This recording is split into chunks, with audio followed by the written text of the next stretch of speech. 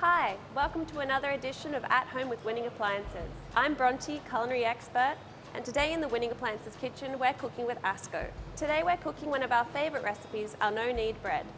This recipe is very versatile. You can turn it into a panna di casa, a focaccia, you can turn it into buns. So we've got 1 kilo of strong bread flour, 1 tablespoon of dry yeast, 1 tablespoon of salt, and we'll just combine that together so the yeast is throughout the flour. Now here I have 900 ml of warm water. This is going to activate the yeast to ensure that it starts rising. Just pour that straight in and mix it together. The beauty of this recipe is you don't have to mix it very much. And that's done. So we're just going to put that into a different greased bowl.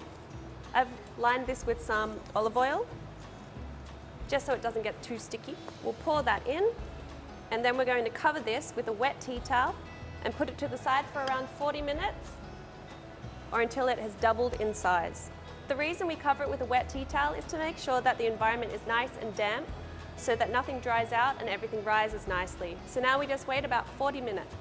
It's been rising for about 40 minutes now and it's doubled in size. You can see all the bubbles. It's very much alive. So now we're going to grab our vessel. This is just an ASKO tray. They have amazing trays that are super deep.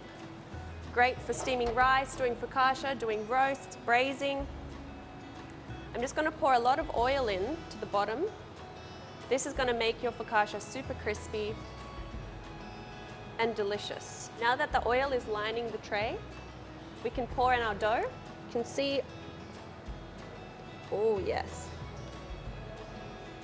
You can see it just slips right out because we greased it beforehand. Now we're going to spread this with our fingers. We want to make lots of holes with our fingers, and we're going to fill that with a salty solution for the second proof. So here I have about 500 ml of warm water and a tablespoon of salt. We want this water super salty. We'll stir that to dissolve the salt and then pour that into all of the holes for the second proof. You don't have to use all of the water. Now we'll leave this for the second proof for about 40 minutes until it's nice and bubbly and airy.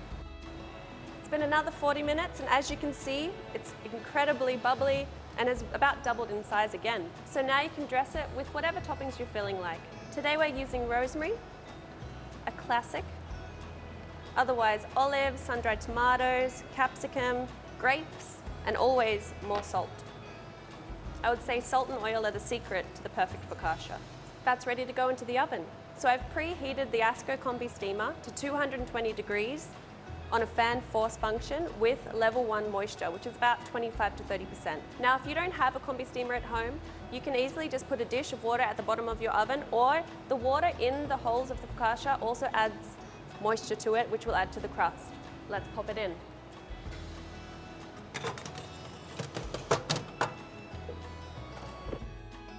It's been 40 minutes and our focaccia is ready. I'm just going to get it from the oven.